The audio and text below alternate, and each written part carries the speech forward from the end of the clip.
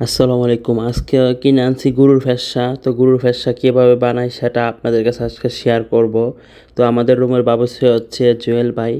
তো আজকে কীভাবে ফ্যাসাটা বানাতে হয় আপনাকে পুরোটা প্রসেস দেখাবো। আপনারা নাটনা সম্পূর্ণ দেখেন তাহলে বুঝতে পারবেন। প্রথমত ফ্যাসাটা আপনার হচ্ছে ভালো করে সিদ্ধ করে নেবেন লবণ দিয়া। তারপর হচ্ছে ফুল মানে টুকটুক করে নেবেন ছোটো ছোটো করে। আর এদিকে আছে দেখেন এই যে কড়াইটা এটা গরম করতেছে। আর এদিকে দেখেন পেঁয়াজ আদা রসুন সবগুলো মানে অলরেডি করা শেষ। শুধু এখান দিয়ে দিব গরম করে, এই যে পরিমাণ মতো তেল দিয়ে দিবেন। সরিষার তেলটা তো দিয়েছে এটা বুঝতে পারতেছেন, মানে ভালো তেলটা দিয়েন। অনেক সময় যে সূর্যমুখী যে তেলটা আছে না, এই তেলটা সবচেয়ে বেশি ভালো। তেলও কিন্তু অনেক সময় স্বাদ বাড়ায়। আর পেঁয়াজগুলো হচ্ছে মানে ফুলি ফুলি করবেন না, একটু টুম টুম করবেন। কারণ কলজা ভাজি বা আর হচ্ছে ফেরসা ভাজি করতে গেলে একটু টুম টুম করা লাগে। যে দেখেন যেভাবে টুম করছে আপনারা ঠিক সেভাবে টুম করবেন পেঁয়াজগুলা। ঠিক আছে, আপনারা এক থালে যে থালটার মধ্যে এক থাল ভরে নেবেন 1 কেজির সাথে। তো এটা জিনিসটা মানে ভালো লাগবে খাইতে। আমরা যেভাবে যেভাবে করতেছি আপনারা ঠিক সেভাবে করেন, তাহলে ভালো লাগবে জিনিসটা খাওয়া। এই যে দেখেন পেঁয়াজগুলো টুমটুম করতেছে। এটা হচ্ছে হালকা একটু লাল করে নেবেন। লালের মধ্যে হচ্ছে যে মশলাগুলো দিয়ে দিবেন। এখানে হজবতা রসুন, ঠিক আছে, যত মানে গরম মশলা সব কিছু এটার মধ্যে দিয়ে দিবেন। এই যে দেখতেই পারতেছেন হালগুড়া তেজপাতা এরপরে জিরা ইত্যাদি দেওয়া হয়েছে যা যা লাগে, মানে পেঁয়াজের সাথে দিয়ে দিবেন। তাইলে কি হবে, মানে এটা হালকা ভাজা হবে, গ্যারানটা মনে করেন এটা ছড়াই যাবে পেঁয়াজের সাথেও। তো এই যে কিছু যতক্ষণ না একটু মানে গোল্ডেন কালার আসতেছে ততক্ষণ শুধু লাড়তে থাকবেন। এই যে এটা হচ্ছে আদা রসুন একসাথে বাটা, এটা হচ্ছে দিয়ে দিলাম এই যে 3 চামচের মতন আদা রসুন বাটা দিয়ে দিবেন একসাথে। দেওয়ার পর আবার হচ্ছে আবার লাড়বেন, মানে পেঁয়াজটা যতক্ষণ মানে লাল লাল না হইতেছে ঠিক ততক্ষণ আপনারা লাড়তে থাকবেন। তো আর একটু রসুন দিয়ে দিল, যেহেতু মনে হয়েছে যে কম হয়েছে এই জন্য রসুন বাটার হচ্ছে আদা বাটাটা একসাথে মিক্স করার এটাই দিয়ে দিছে। তো আবার লাড়তেছে। তেল বেশি দিয়েন না আপনারা, তেল দিয়ে দেখতে পাচ্ছেন অল্প পরিমাণ দিচ্ছে। তারপর হচ্ছে আগুনটা হালকা একটু কমাই দিয়ে আবার লাড়তে থাকবেন যাতে পেঁয়াজটা কড়ার সাথে না লেগে যায়। তারপর যখন দেখবেন পেঁয়াজটা একটু হালকা একটু মানে ভাজা হয়ে গেছে তখন আপনারা এই যে পাঁচ মশলাটা দিয়ে দিবেন পরিমাণ মতো। তো আমরা 2 চামচ দিতেছি, ঠিক আছে। তারপরে এই যে লাল মরিচ একটু কমাই, যে যতটুকু জাল বেশি খেলে বেশি দিবেন, জাল কম খেলে কম দিবেন লাল মরিচের গুঁড়াটা। এই যে এটা হচ্ছে হলদির গুঁড়া, এটা পরিমাণ মতো দিবেন, ঠিক আছে, বেশি দেওয়ার দরকার নেই, পরিমাণ মতো দিলেই চলবে।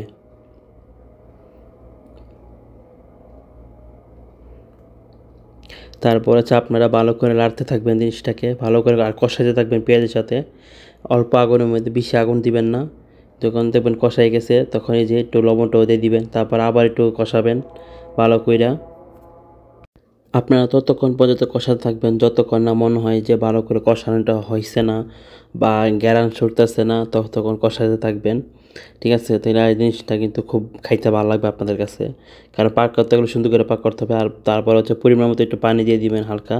তারপর আবার একটু কষাবার চেষ্টা করবেন, এই তো 5 থেকে 10 মিনিটের মতন কষাবেন আবার। আমরা যেভাবে করতেছি সেভাবে করবেন, তো জিনিসটা আপনারা খেয়ে মজা পাইবেন ফ্যাসাটা, ঠিক আছে, মানে একবার কলজার মতো লাগবো ফ্যাসাটা যদি আপনারা সুন্দর করে আমাদের মতন প্রসেস করে মানে তরকারিটা বানাইতে পারেন। তো দেখেন এই যে সিদ্ধ করা যে ফ্যাসাটা আছে এটা হচ্ছে এখন দিয়ে দিবে। দেখেন যখন হয়ে গেছে মশলাটা কষানি ভালো করে, এখন হচ্ছে সিদ্ধ করা ফ্যাসাটা দিয়ে দিছে।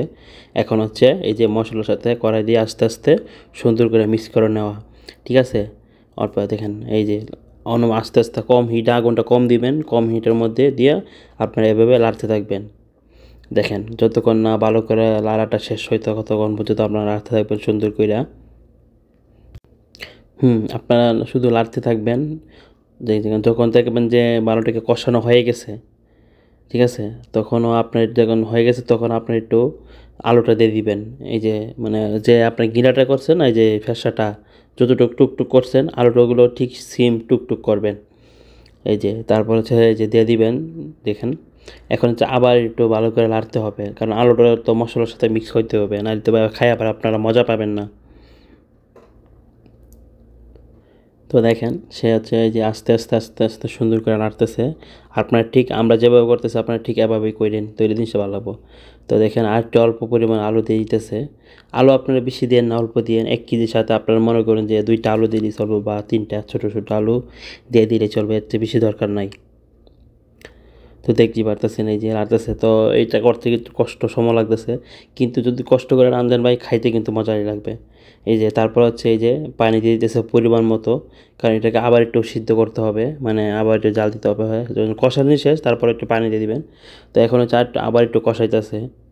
আমাদের মতো কিন্তু সম্পূর্ণ চেষ্টা করবেন, তো এটা আপনারা খায়া মজা পাইবেন। তো দেখেন এই যে যখন মনে হচ্ছে তখন একটু ডাইকা দিবেন, ডাইকা যখন দেখবেন যে মানে ফেনা পাগল উঠতেছে একটু মানে অন্যরকম কালার, তখন হচ্ছে এই যে পরিমাণ মতো একটু পানি দিয়ে দিবেন। এই যে দেখেন পানিটা হচ্ছে গরম পানি দিবেন, ঠান্ডা পানি কিন্তু আপনারা দিবেন না, গরম পানিটা দিবেন, এটা যাতে আপনাদের মনে থাকে। তো দেখেন এই যে এখন কাজ শেষ, এই যে এখন বার করে নিয়ে আপনার কড়াইটা ডাকিয়ে দিয়া 10 থেকে 15 মিনিট জাল দিবেন, তারপর আপনারা সুন্দর করে রেখে দিবেন। তারপর 1 ঘন্টা পরে আপনারা খাইবেন ভাই, তখন খাইয়া মজা পাবেন, সত্যি কথা যেটা। তো আশা করি আপনারা বুঝতে পারছেন, আপনারা আমাদের মতো চাইলে এভাবে বানিয়ে খাইতে পারেন। আর এই ভিডিওটা আপনাদের যদি ভালো লাগে অবশ্যই লাইক কমেন্ট শেয়ার করতে ভুলবেন না। তো আজকের মতো এই পর্যন্তই, আল্লাহ হাফেজ।